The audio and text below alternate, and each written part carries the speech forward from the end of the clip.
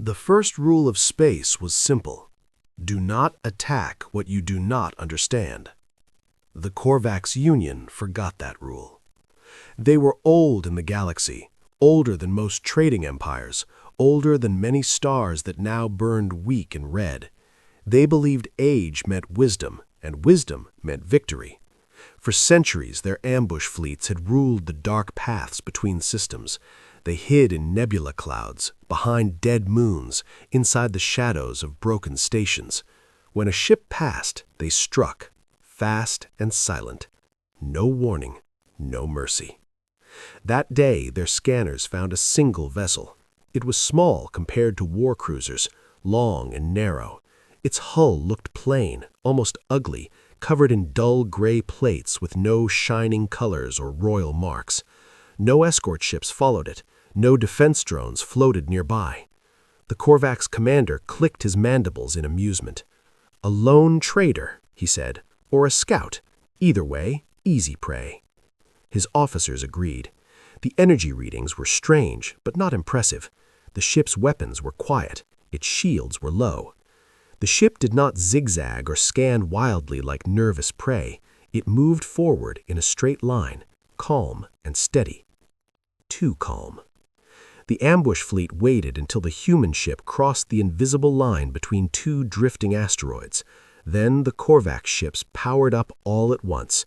Gravity nets flared. Ion cannons charged. Disruptors locked on target. "Fire," the commander ordered.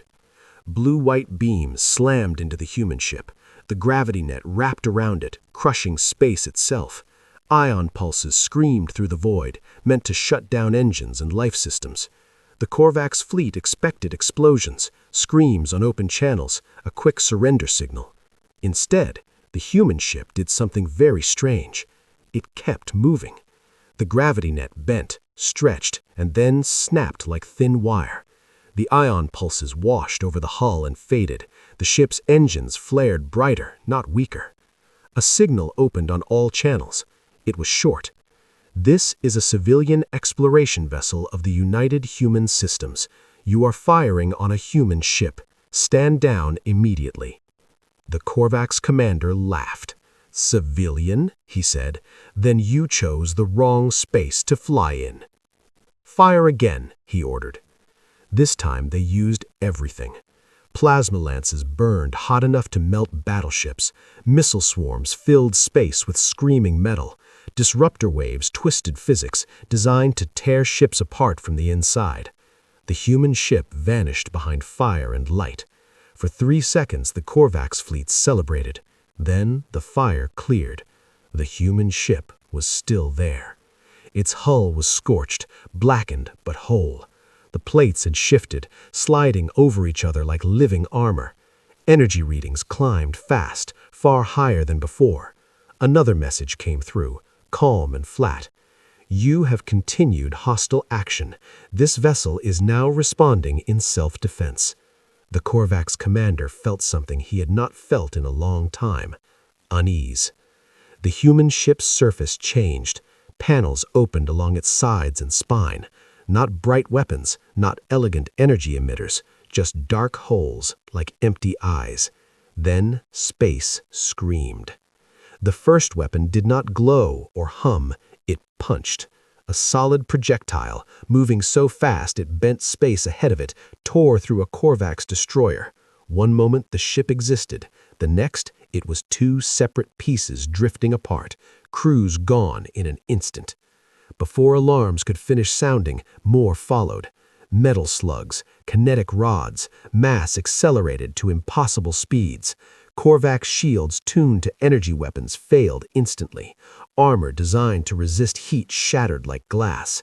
Ships exploded not from fire, but from force. "What are those weapons?" an officer cried. The answer came too late. Missiles followed, but not normal ones. These changed course in mid-flight, learning, adjusting. Point defenses shot some down, but the rest slipped through, striking engines, reactors, command decks. The Korvax fleet broke formation. "Pull back!" the commander shouted. "Scatter!" The human ship did not chase wildly. It advanced slowly, steadily, like a storm that knew it would catch you eventually. Another signal opened, not broadcast wide, but targeted. The Korvax commander's screen filled with a human face, pale skin, two forward-facing eyes, no fur, no scales, no mandibles, just a predator's stare. This could have ended differently, the human said. You chose the ambush. The commander hissed. You are one ship. You cannot win against the Union. The human nodded slightly. You're right. This ship cannot. Then space behind the human vessel lit up. Jump points opened like wounds in reality. 1, 5, 20. Human ships poured out. They were not beautiful. They were not symmetrical. Each looked different, shaped for purpose, not pride. Heavy cruisers with thick armor, fast attack ships bristling with guns, massive carriers that blotted out stars. Energy signatures flooded Korvax sensors, so intense they screamed warnings and then went dark. The human voice continued, "But we never travel alone." The human fleet did not speak, they did not threaten, they did not boast. They fired. Lasers cut precise lines through enemy hulls. Railguns thundered, each shot a promise kept. Missiles bloomed like deadly flowers, then split into smaller ones and smaller still. The Korvax ships tried to flee, but human weapons reached far. They tried to hide, but human sensors saw everything. They tried to surrender, but their signals were lost in the chaos they had created. One by one, Korvax ships fell silent. The Korvax commander watched his fleet die. He sent a final signal, wide and desperate. "We surrender. Cease fire." The human reply came after a pause. "Negative," the voice said. "You ambushed a civilian ship. You fired after warning. You endangered lives." The commander shook. "What do you want?" he asked. The human face returned, closer now, filling the screen. "We want you to remember," the human said, "and we want the galaxy to remember." The firing stopped. Silence spread, broken only by drifting wreckage and fading energy storms. Human ships surrounded the remaining Korvax vessels, weapons locked but quiet. Rescue craft launched, not only towards human ships, but towards Korvax ones too. Survivors were pulled from wrecks, treated, restrained, and recorded. The Korvax commander was taken aboard a human ship. The halls were wide, built for creatures of many shapes. The humans walked calmly, efficiently, not celebrating. In a chamber overlooking the stars, the commander faced a group of human officers. One spoke. "You will be released," she said. "You will return to your people." The commander stared. "After this?" he asked. "Yes," she replied. "You will tell them what happened. You will tell them why." "Why not destroy us?" he demanded. The human officer leaned forward. "Because fear fades, but memory lasts." She tapped a control. The window filled with images, recordings of the ambush, of the warnings, of the response. Clear, unedited, undeniable. "This will be shared," she continued, "with every major network, every trade route, every fleet command." The commander felt something heavy settle in his core. "What lesson?" he whispered. The human officer answered without hesitation. "Don't ambush a human ship, and if you do, understand that humanity answers with fire."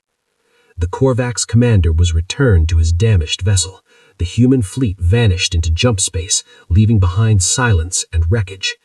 Days later, across the galaxy, captains replayed the footage, admirals adjusted their plans, pirates chose easier targets, empires rewrote their rules of engagement.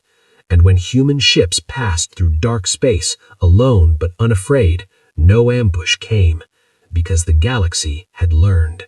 Humans did not seek war, but if war found them, they finished it.